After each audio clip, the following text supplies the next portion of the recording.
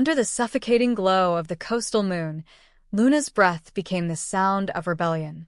The prison gates, rusted, tall, and relentless, had long been her horizon, yet tonight they looked smaller, almost human. There was something different in her pulse, in the whisper of her name, echoing down the empty corridor. Someone on the inside was helping her. Maybe it was pity, maybe it was guilt, or maybe, just maybe, someone believed she deserved a second chance. The plan was precise and impossible at once. Slip out under the shift change, find a utility truck by the east wall, crawl beneath the tarp, and wait. A woman who had been silenced for too long would finally move again. Beyond the fence lay more than freedom. It was reckoning. It was vengeance. It was the beach house where everything had begun and where everything would now end. The ocean had always called to her, even in the quietest moments of despair. It whispered of Will's promises, of Electra's laughter, of love twisted into control. That house, glistening in white marble and shadowed by palm trees, was both shrine and grave. Luna had been its ghost before she ever died in the eyes of those who betrayed her. She had watched from afar as Will and Electra built their empire, every magazine cover showing their smiles while she was left to rot behind bars. Now, as the truck rumbled toward the coast, every bump on the road was a heartbeat closer to truth. She did not yet know if she wanted to kill them or forgive them. She only knew she had to see their faces again.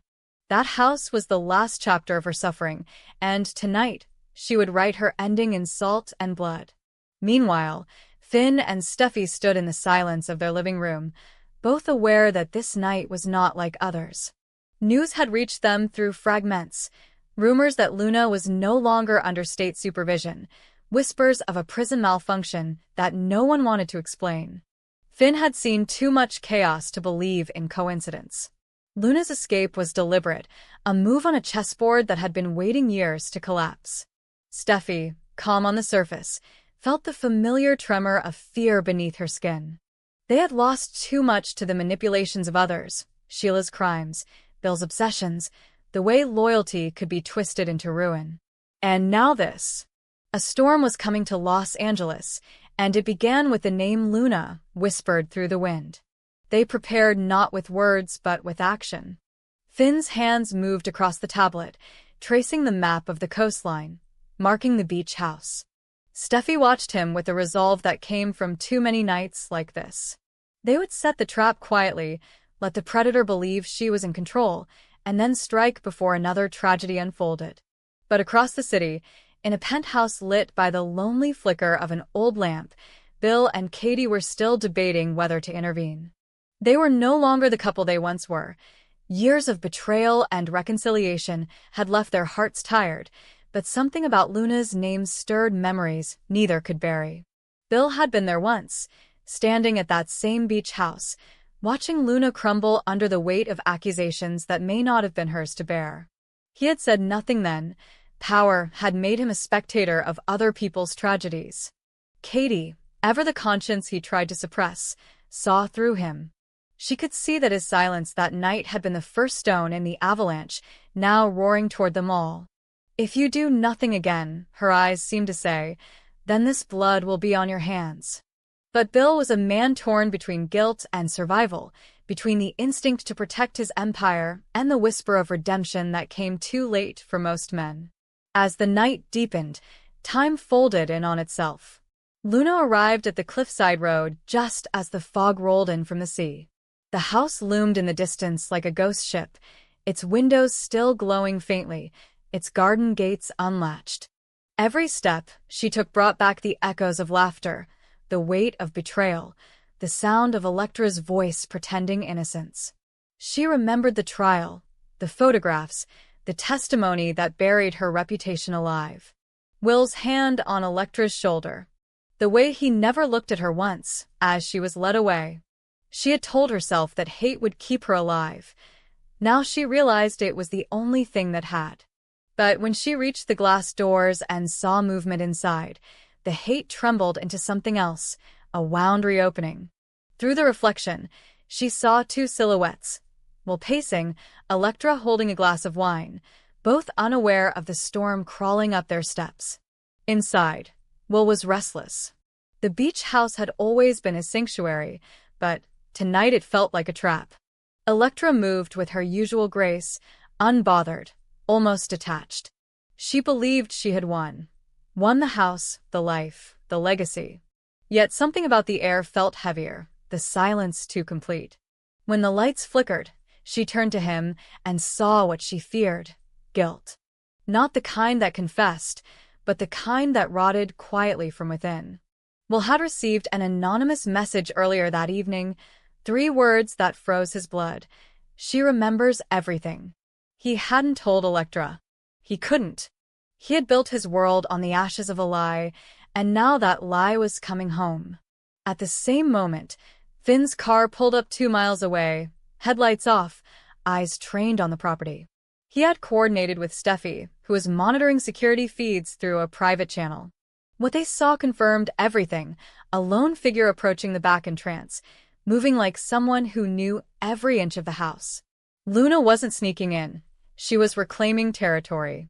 Finn's instincts screamed caution, but Steffi urged patience. Let her walk into the illusion of control. Let her feel safe enough to speak. Only then could the truth unfold. They had set the trap with precision: pressure sensors beneath the deck, cameras hidden in the garden lamps, and a silent alarm connected directly to Finn's phone. All they needed now was the final act. Katie watched the storm from her window, torn between fear and obligation.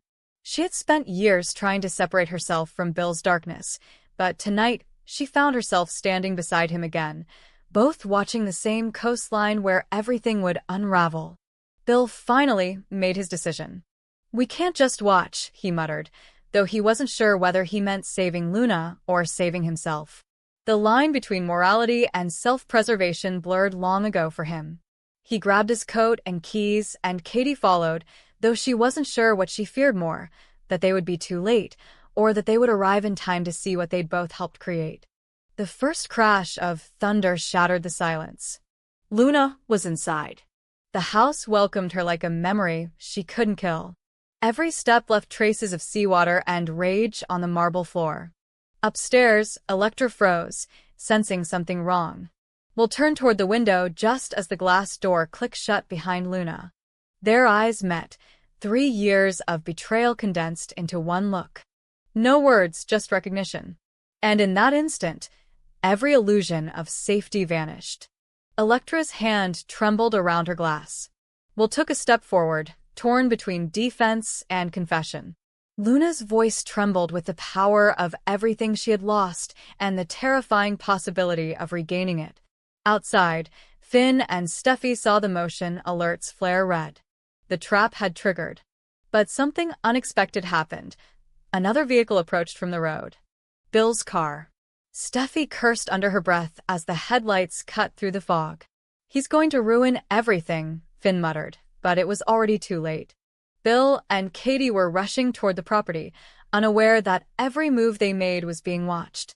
Inside the house, chaos unfolded like a storm. Luna's trembling hand revealed the gun she had stolen from the guard during her escape. Will tried to reason with her, but the ghosts of his own lies drowned him out.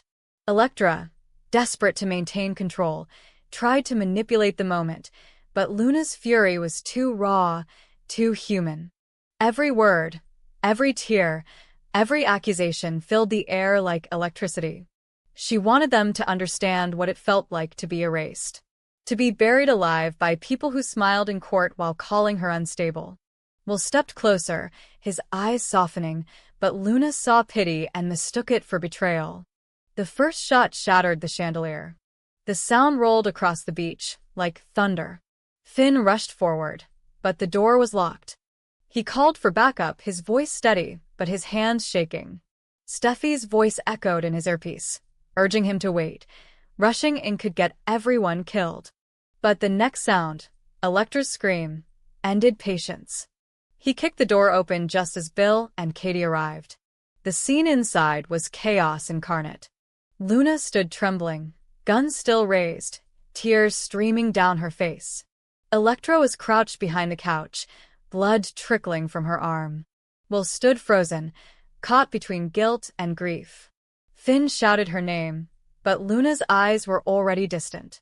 The world had narrowed to one unbearable choice: justice or peace. She could end it all, destroy those who destroyed her, or let the truth live in the ruins. For a heartbeat, everything stopped.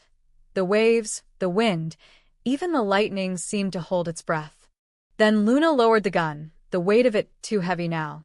The weapon slipped from her hand and hit the floor with a hollow sound that seemed to echo through every heart in the room. But fate wasn't done. Electra lunged for the gun, a final act of desperation. A struggle, a flash, a scream, and the second shot rang out. Silence followed, broken only by the steady hum of the storm outside. When the smoke cleared, Electra was on the floor, her eyes wide in disbelief. Luna, bleeding from the shoulder, collapsed beside her. Will fell to his knees, unable to comprehend which sin had brought him here. Finn rushed to stop the bleeding while Katie called for an ambulance. Bill stood still, haunted by the sight of another life destroyed by secrets he had once helped conceal. When the sirens arrived, dawn was already breaking. The beach looked almost peaceful again, waves washing over footprints that led nowhere. Luna was carried away, still breathing, her fate uncertain. Will sat on the steps, hands shaking, while Finn gave his statement to the police. Steffi watched the sunrise with tired eyes, knowing that justice had no winners, only survivors. Katie leaned against Bill's shoulder, whispering that maybe this was the end of something, though she wasn't sure whether she meant Luna's pain or their own. And so one night changed everything. The beach house, once a symbol of power, was now a monument to human frailty. Luna's escape had been both liberation and curse. Finn and Steffi's plan had saved lives but left scars. Bill and Katie's intervention had rewritten their history, binding them once more to the tragedies they tried to escape. In the end, no one was entirely innocent, no one entirely damned. The ocean would keep its secrets, as it always had, whispering the same question to anyone who stood long enough to listen. In the battle between guilt and redemption, which tide will take you first? That question lingered in every corner of that morning light, in every breath of those who survived. For some, it was the beginning of atonement. For others, a reminder that even freedom can be another kind of prison. But for Luna, whose eyes flickered open as the ambulance raced down the coast, there was only one truth left. She had escaped the walls, but not the ghosts. And as the horizon blurred between sea and sky, she realized that the night had not chosen victims or villains. It had merely revealed what they had all been too afraid to see: that love, when poisoned by fear, can turn even the most innocent heart into the sharpest weapon. The first week opened under a sky heavy with the promise of change. As the calendar marked November 10th, the air around the Spencer and Forrester world seemed charged, as though the ordinary rhythms of daily life were about to be disturbed. For Bill Spencer, a man accustomed to power and domination, the term employee seemed wrong on his lips, but in this upcoming chapter, he would step into a new role, the promising new hire of his own life, tasked with cleaning up the toxic energies circling the beach house venture and the Spencer empire. Rumors swirled that Bill would employ the unconventional, the former reality star turned energy healer Rachel Riley, whose former bikini bar service job belied her hidden gift. Bill, shrewd and pragmatic, would pay Rachel to cleanse the negative vibrations that plagued the new seaside house before his son Will Spencer and Electra Forrester made their move in. Meanwhile, imprisoned Luna Nozawa, haunted and increasingly volatile, would discover new information within the prison walls, information that threatened to unmoor her entirely, driving her toward a desperate singular focus: regaining her freedom. But the most immediate tension manifested in a different corner of the canvas. On the night of November 13th to 14th, at the stylish Italian restaurant Il Giardino, the unexpected happened. Taylor Hayes and Deacon Sharp found themselves drawn into a slow, intimate dance, their faces close, the kind of moment that lingers long after the music stops. In the warm candlelight, Taylor's professional role as therapist seemed to dissolve. Deacon's guarded walls cracked just a little. For Taylor, long loyal to logic, to helping others, the moment felt forbidden yet inevitable. For Deacon, accustomed to seas of regret, the dance held a promise of redemption, or damnation. The fact that Sheila Sharp remained in the not-so-distant shadows added a whisper of danger. Did she yet suspect? Were her eyes already calculating? The slow dance, though just a scene, hinted at the romantic undercurrent threatening to pull Taylor and Deacon into terrain neither fully trusted. As November 14th dawned, the new beach house loomed on the horizon for Will and Electra. Bill's decision to bring Rachel in to energetically cleanse the space underscored his belief that something bigger than bricks and waves threatened them. Electra, still recovering from her own secrets, tried to smile at the future, but inside, her heart thrummed with unease. Luna's presence, ticking beneath the surface like an unseen clock, threatened to shatter that fragile calm. The house by the sea was supposed to be sanctuary. Instead, it felt like a stage. Will, preoccupied with his father's machinations, barely registered Electra's tremors. And when Luna received word of something in prison, something that rattled the bars and shifted her resolve, the ripple traveled through the family tree. The second week, November 17th to 21st, wove its own layer of tension. On one front, the wedding preparations for Liam Spencer and Hope Logan advanced, but not without obstacles. As Beth Spencer's big day approached, a question arose. Should Sheila Sharp be invited? Deacon argued firmly that Beth's wishes must be honored, that Sheila's past should not condemn her entirely. But Sheila bristled at the suggestion of being left out. For her, exclusion equaled suspicion, an unspoken verdict. The friction between Deacon's moral compass and Sheila's pride strained their bond, raising the possibility that old loyalties were faltering. Meanwhile, Carter Walton deepened his connection with Daphne Rose, the couple forging something real amid the swirling chaos of Spencer Forrester land. Their budding romance, gentle and hopeful, offered a contrast to the darker machinations around them, but even their sanctuary wasn't immune to intrusion. Elsewhere, Bill turned his gaze inward. The toxic cleanup of the beach house wasn't merely symbolic. He sensed that a deeper malaise threatened his dynasty, unseen energies, hidden resentments, the ghosts of past sins. Bill, always comfortable directing others, found himself managing uncertainty. His use of Rachel Riley as a conduit for energetic purification wasn't just spiritual, it was practical. If the house was corrupted by more than leaks and drafts, if Luna's unconscious sabotage had already begun, then the cleanup would have to be both literal and metaphoric. At the same time, Luna's anxiety grew. The new clue from prison unsettled her. She feared that time was slipping away, that freedom might vanish before she could reclaim it. The third week, November 24th to 28th, arrived in a wash of turkey and family tension. On November 26th, the Thanksgiving episode gathered more characters under one roof than any simple meal could hold. Finn, Steffi Forrester Finnegan, Kelly Spencer, Hayes Finnegan, Taylor Hayes, all present at Deacon's chosen setting for the holiday, Il Giardino, now recast as a gathering place of uneasy alliances. Deacon extended the invitation to Carter and Daphne too, unwittingly weaving a web of guests that strained under old secrets and fresh motives. Sheila was there, of course, smiling behind a mask of civility. Carter and Daphne, hand in hand, smiled with hopeful ease. But in the margins hovered the possibility of a surprise guest arriving to flick the match. Could that guest be Douglas Forrester? Rumors suggested so. Thomas's actor returning only at Christmas made Douglas the more likely candidate. If Douglas entered alone, his presence would bring an innocence in contrast to the entangled adults, and yet innocence in this world often conceals the deepest threat. As the Thanksgiving table filled, the undercurrents of family tension, love, ambition, and betrayal coursed just beneath the veneer of holiday cheer. Through all 3 weeks, the motif of the beach house loomed as a kind of symbolic center. Bill's decision to move Will and Electra in, to cleanse the energy, to invite Rachel's alternative healing, signaled his awareness that the Spencer legacy, and his own role in it, was under threat. Luna's reaction from prison, her gathering of new momentum, suggested she'd not be quietly forgotten. Taylor and Deacon's dance hinted at possibilities beyond the conventional alliances, and Sheila's uneasy position, invited or excluded at Beth's wedding, present at Thanksgiving dinner, raised the question, is Sheila truly rehabilitated or simply recalibrating her approach for a new conquest?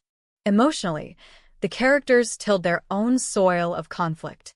Bill, facing a new employee role in his own empire, wrestled with agency and surrender. Can he relinquish control enough to let others heal his world? Will, caught between his father's machinations and the promise of a fresh start with Electra, edged toward a decision. Is the beach house refuge or trap? Electra balanced hope for home with the residue of her past, haunted by secrets she believed buried, unsure of the trust she gave or received. Luna, confined but psychologically free, confronted despair and defiance, aware that the next move belonged to her or no one. Taylor held herself in the therapist's stance, yet the dance with Deacon pulled her toward vulnerability. Deacon, trying to build a dignified future with Sheila, felt the old impulses stirring. Connection, redemption, but risk too. Sheila measured every smile, every invitation, every slight. She read motives, identified leverage, and plotted the next phase. The world of the bold and the beautiful in those 3 weeks transformed from backdrop to battleground. The Thanksgiving light, warm, golden, flickering, became a metaphor for false calm. Beneath, sheets of tension folded upon one another. The beach house, bright in daylight, cast long shadows at dusk. I.L. Giardino's romantic undercurrents played out in daylight and darkness both. The wedding preparations, the cleansing rituals, the prison revelations, each built toward one inevitable conclusion. In a world where love, power, and vengeance intertwine, no character emerges unscathed. As the calendar flipped toward November 28th, the sense of looming collision sharpened. Bill's plan to neutralize toxic energy might succeed physically, but could it cleanse the sins etched into hearts and memories? Taylor's blossoming connection with Deacon might open the path to something new, but at what cost to Sheila, and what hazard to all involved? Sheila's invitation to the Thanksgiving gathering succeeded, but whose side was she truly on? Meanwhile, Carter and Daphne's young love blossomed in the perimeter of chaos. Could it remain an island of hope or become another casualty? Luna, watching, waiting, perhaps ready to strike, asked herself not if she could, but when she would. And the beach house waited in quiet, its windows reflecting the sea and the storm that never quite receded. In this season of the soul, characters must decide to protect or expose, to trust or betray, to surrender or fight. The stage is set, the lines drawn, the next act ready. And when the day of reckoning arrives, under the guise of a holiday meal or the movement of a mother's invitation or a father's decision, the question becomes not who wins, but who remains. Because in a world built on glamour and secrets, the most vulnerable moment is when the lights dim, the music stops, and the truth stands up to be seen. The question isn't who will suffer, it's which hearts will survive.